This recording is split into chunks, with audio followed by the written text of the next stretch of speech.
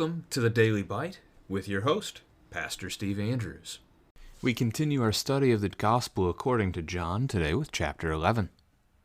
Now a certain man was ill, Lazarus of Bethany, the village of Mary and her sister Martha. It was Mary who anointed the Lord with ointment and wiped his feet with her hair, whose brother Lazarus was ill. So the sisters sent to him, saying, Lord, he whom you love is ill. But when Jesus heard it, he said, This illness does not lead to death. It is for the glory of God, so that the Son of God may be glorified through it. Now Jesus loved Martha and her sister and Lazarus. So when he heard that Lazarus was ill, he stayed 2 days longer in the place where he was. Then after this he said to the disciples, Let us go to Judea again. The disciples said to him, Rabbi, the Jews were just now seeking to stone you, and are you going there again? Jesus answered, Are there not 12 hours in the day? If anyone walks in the day, he does not stumble because he sees the light of this world. But if anyone walks in the night, he stumbles because the light is not in him. After saying these things, he said to them, Our friend Lazarus has fallen asleep, but I go to awaken him. And the disciples said to him, Lord, if he has fallen asleep, he will recover. Now Jesus had spoken of his death, but they thought that he meant taking rest and sleep. Then Jesus told them plainly, Lazarus has died, and for your sake I am glad that I was not there, so that you may believe. But let us go to him. So Thomas, called the twin, said to his fellow disciples, Let us also go, that we may die with him. Now when Jesus came, he found that Lazarus had already been in the tomb 4 days. Bethany was near Jerusalem, about 2 miles off, and many of the Jews had come to Martha and Mary to console them concerning their brother. So when Martha heard that Jesus was coming, she went and met him, but Mary remained seated in the house. Martha said to Jesus, Lord, if you had been here, my brother would not have died. But even now I know that whatever you ask from God, God will give you. Jesus said to her, Your brother will rise again. Martha said to him, I know that he will rise again in the resurrection on the last day. Jesus said to her, I am the resurrection and the life. Whoever believes in me, though he die, yet shall he live. And everyone who lives and believes in me shall never die. Do you believe this? She said to him, Yes, Lord, I believe that you are the Christ, the Son of God, who is coming into the world. When she had said this, she went and called her sister Mary, saying in private, The teacher is here and is calling for you. When she heard it, she rose quickly and went to him. Now Jesus had not yet come into the village, but was still in the place where Martha had met him. When the Jews who were with her in the house, consoling her, saw Mary rise quickly and go out, they followed her, supposing that she was going to the tomb to weep there. Now when Mary came to where Jesus was and saw him, she fell at his feet, saying to him, Lord, if you had been here, my brother would not have died. When Jesus saw her weeping, and the Jews who had come with her also weeping, he was deeply moved in his spirit and greatly troubled. And he said, Where have you laid him? And they said to him, Lord, come and see. Jesus wept. So the Jews said, See how he loved him. But some of them said, Could not he who opened the eyes of the blind man also have kept this man from dying? Then Jesus, deeply moved again, came to the tomb. It was a cave, and a stone lay against it. Jesus said, Take away the stone. Martha, the sister of the dead man, said to him, Lord, by this time there will be an odor, for he has been dead 4 days. Jesus said to her, Did I not tell you that if you believed you would see the glory of God? So they took away the stone. And Jesus lifted up his eyes and said, Father, I thank you that you have heard me. I knew that you always hear me, but I said this on account of the people standing around, that they may believe that you sent me. When he had said these things, he cried out with a loud voice, Lazarus, come out. The man who had died came out, his hands and feet bound with linen strips, and his face wrapped with a cloth. Jesus said to them, Unbind him and let him go. Many of the Jews, therefore, who had come with Mary and had seen what he did, believed in him, but some of them went to the Pharisees and told them what Jesus had done. So the chief priests and the Pharisees gathered the council and said, What are we to do? For this man performs many signs. If we let him go on like this, everyone will believe in him, and the Romans will come and take away both our place and our nation." But one of them, Caiaphas, who was the high priest that year, said to them, "You know nothing at all, nor do you understand that it is better for you that one man should die for the people, not that the whole nation should perish." He did not say this of his own accord, but being high priest that year, he prophesied that Jesus would die for the nation, and not for the nation only, but also to gather into one the children of God who are scattered abroad. So from that day on they made plans to put him to death.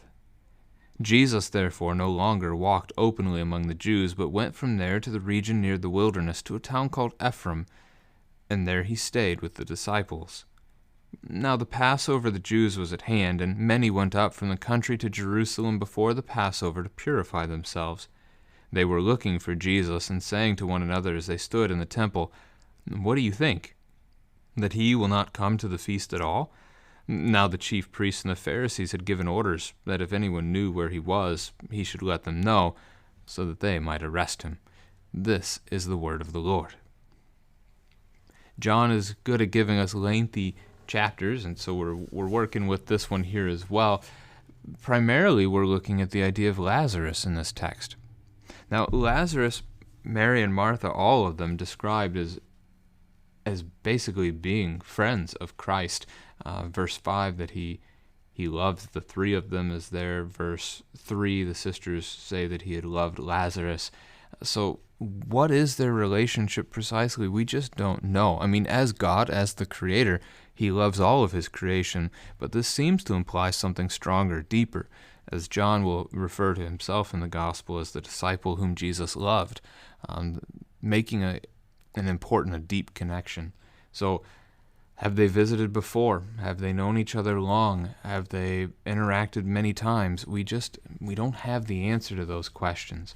Mary and Martha are going to show up in Luke chapter 10, verses 38 to 42 as well. It's a story you might recall where Jesus and the disciples come to their home, and Martha is busy preparing food, basically, to feed them, while Mary is sitting at Jesus' feet. Martha gets upset that Mary's not helping, and Jesus ends up saying that Mary has chosen the better portion, and it won't be taken away from her.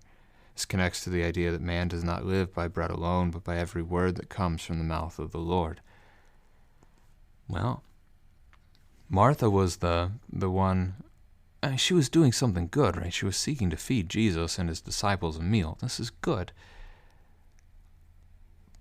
But here, she's going to look like the one with the stronger faith compared to Mary. So it's just an intriguing contrast, and it's a reminder that we as Christians, as the Lord's people, we are saint and sinner. And that we have those faithful moments, but we also have moments where we struggle, where we doubt, and where temptation sets in for various worldly reasons as well. So they send and let Jesus know that their brother is sick. Now, Mary anointed Jesus with ointment is mentioned in verse 2. That's tomorrow's chapter. Chapter 12 will give us that account, so we'll hold on to that one for then. Jesus, hearing it, says this illness does not lead to death. This is a family conversation point. Why not? Doesn't Lazarus die? And the answer to that is yes, he does die. However, it's finished the sentence here from Jesus. It is for the glory of God, that the Son of Man may be glorified through it. It doesn't lead to death. Lead as in, if you think about leading your child to school, right? School is the end destination if you're driving the car. Here, this illness is not leading as the final destination for Lazarus as being death. Yeah, death is a stop on the way, but Jesus is going to raise him from the dead. So Jesus' statement is quite true. Just we gotta stop and think about it for a moment. So the disciples remind Jesus that the Jewish people have been seeking to kill him of late, and why is he so quick to want to go back there? At this, Jesus gives them a little story about night and day again. It's not the first time in the book, certainly. He's dealt with light and darkness a few times already. The picture basically is, while it's light outside, you can walk about freely. You can go where you need to go, do what you need to do, and you're not going to trip and stumble and fall over stuff because you can see. And the picture there is with Christ himself being the light of the world, that as long as he's in the world, he is free to do as he pleases by means of the will of God. He is God. That this is not really a danger to him to do such a journey. When it's darkness, well, then the light's not there, and then things do get trickier. So when Jesus is not here, and there's going to be warnings for the disciples about such things as well over the course of Jesus' ministry, that once he is gone, things will be tougher, and they should take their money bag and sandals and things like that.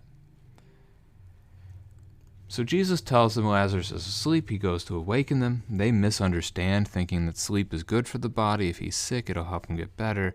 So he has to plainly tell them he's dead. But, verse 15, for your sake, I'm glad I was not there, so that you may believe.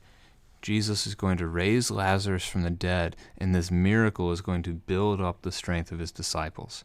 He wants them to see this. Again, to glorify God is the purpose of this miracle, just as it was with the man born blind. And the disciples asked, who sinned, this man or his parents, that he was born this way? And it was neither, but for the glory of God. Jesus is doing these things so that people may see and believe, both in the Father and in the one whom the Father has sent in his only Son. So verse 16, Thomas, called the twin, or Didymus, says, let us also go that we may die with him.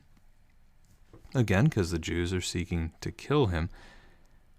It's an interesting phrase from Thomas. Essentially, the idea that we will stand with him until the death. He believes they're going to go down fighting.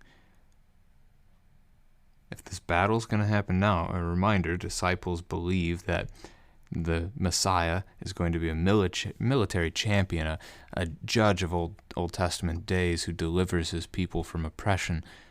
And so if it's time to fight now, let's go fight now. And if it means we die fighting. That seems to be the picture here from what he has said.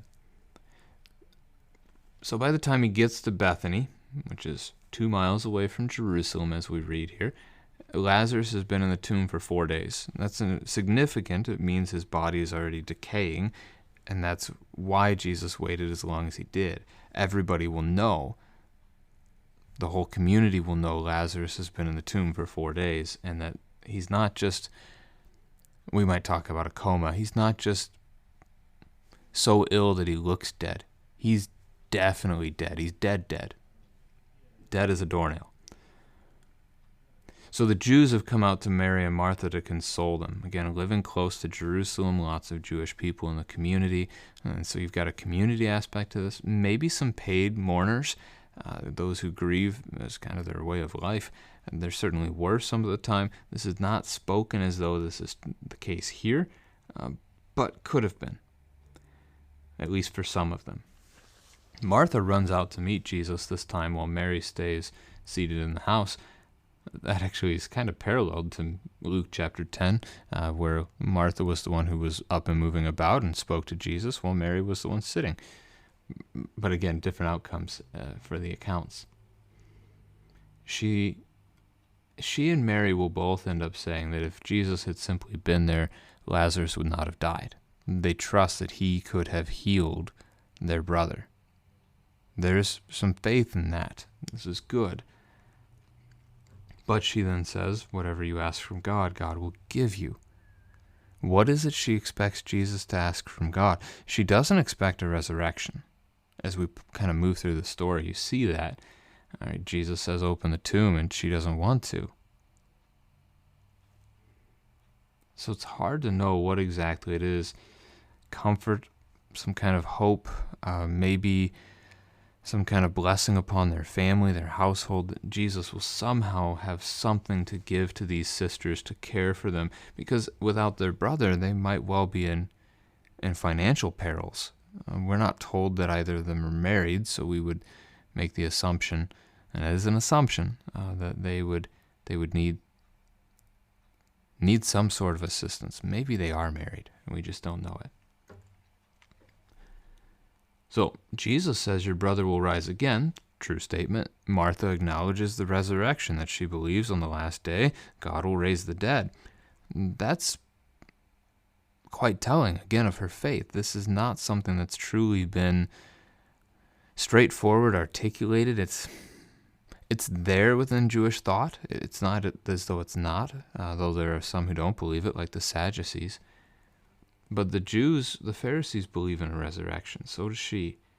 Now, Jesus says, I am the resurrection and the life. That's his sixth I am statement in the book, as we've been counting them, as we go through it together. And he says, whoever believes in me, though he die, yet shall he live. So the first clause here, those who are Christian, who die in this world, they will live. That is, Jesus will raise us to new life. We will live with him forever. Everyone who lives and believes in me shall never die again. I suppose, I added the again there. Sorry, I'm already getting ahead of myself. Suppose we can take this two ways. One would be again, that having been raised from the dead, we will not die, just as Christ, having been raised from the dead, cannot die again. Another possible way to look at it, though, is simply the reference to the last day, that if we are alive, like if Christ comes back right this very instant, we won't face death, and we'll just get to live with him forevermore. A good, worthwhile family conversation here. What does the word resurrection mean? Especially for our younger children, that might be a big word that needs some unpacking, and that it points to Jesus to talk about the resurrection, so this is good. When he asks if she believes this, she gives a bold proclamation of faith, one of the strongest ones you'll find in Scripture. This is pretty much on par with, almost identical to what the Apostle Peter will tell Jesus in Matthew chapter 16, when Jesus says, who do the people say that I am? And he changes it, who do you say that I am? Peter says, you are the Christ, the Son of the living God. And she says, yes, Lord, I believe that you are the Christ, the Son of God, who is coming into the world. An incredible statement of faith. So we see a lot of good stuff for Martha here, even if she's not quite sure what's coming next, and she doesn't have an anticipation of the resurrection that Jesus is about to perform. So she sends Mary. Mary runs out to meet him, and the criers, the mourners, go out with her. They thought she was going to the tomb to weep, but they end up going out to see Jesus together instead. And Jesus is moved. Mary again makes the same case that if he had been there, my brother would not have died. Is that word for word? Lord, if you had been here, my brother would not have died. Same phrase from both sisters. He's deeply moved. He asks where they've laid him, so he wants to see the grave, and everybody assumes he wants to see the grave so that he can mourn too. And when they tell him, he does. He weeps, and this is famously the shortest verse in the Bible. It's actually debatable. It's not the only English verse that's only 2 words in length. So this is 2 words, 10 letters. 2 words, 9 letters. In ESV, the only other 2-word verse that I'm aware of is 1 Thessalonians chapter 5, verse 16, rejoice always. Obviously, a few more letters to that. But in the Greek text of those 2 verses, 1 Thessalonians chapter 5, verse 16 is actually shorter in Greek than John chapter 11, verse 35 is here. Others in the competition, though, Luke chapter 20, verse 30, and Job chapter 3, verse 2, and in some English translations, those are 2 words. ESV has them as 3. So, and he said, instead of just he said, for example. The Job text is 6 letters in some English translations, whereas the Luke 20 text is 9 letters long. So, might be the shortest verse here, depends on how you're measuring things. All right. So, the people are confused still. They know he's healed the blind, and so they wonder if he could have healed Lazarus too. So just as the sisters were wondering and believing, and they're wondering, the sisters were believing, so a little different. Jesus goes to the tomb, commands the stone be taken away, and again, Martha's not expecting a resurrection. She says, Lord, by this time there will be an odor. He's been dead 4 days. Dead people stink because the bodies rot. And they attract bugs, insects, and so forth. Jesus insists they take away the stone. He says that if you had believed, you would see the glory of God. And so she's going to see the glory of God. This is going to point to, lift up the Lord for all to behold. And that's why Jesus prays. He prays not because, I'm not going to say he doesn't need to. The Father and the Son communicate with each other. within the Trinity, however that works. But he's praying, and he tells us this so that the people will hear, so that the people will know, and so the people will see God in this. And so he cries out with a loud voice, showing his authority, his declaration, and so that everyone, Lazarus and the people alike, will hear him, "Come out." And Lazarus rises from the dead and comes out of the tomb, walks right out. Kind of hopping, maybe, because he's all wrapped up and his hands and feet are bound, and so he tells them to unbind him and let him go. Jesus raises the dead, and he will do this for all of us in the last day. At this point, some believe it, and others go to the Pharisees. The Pharisees and the chief priests gathered the council, which is likely a reference to the Sanhedrin, the ruling council of the Jewish people, a group typically of 70 men consisting of Pharisees and Sadducees alike, the high court basically for them. What are we to do? Performs many signs, so miracles. If we let him go on like this, everyone will believe. The Romans will come and take away our place in the nation. So there's an ongoing fear of the Romans amongst the Jews that if they don't stay in line, if they don't behave themselves, the Roman army will come and destroy them. There is basically an exemption for the Jews because they pre-existed, like a grandfather clause. They're already in. The Romans have just absorbed them as part of the Roman Empire, so they have some freedom to participate in their own religious practices. But this Jesus thing, this is new. The Romans may not tolerate that. Caiaphas, the high priest, however, stands up and says a double-meaning phrase. Do you not know that it is better for you that one man should die for the people, not the whole nation perish? So Caiaphas is going to be part of the group that will ultimately kill Jesus. We can read this then from that perspective. It's better that one man should die than the whole nation. So let's kill Jesus so that the Romans don't kill all of us.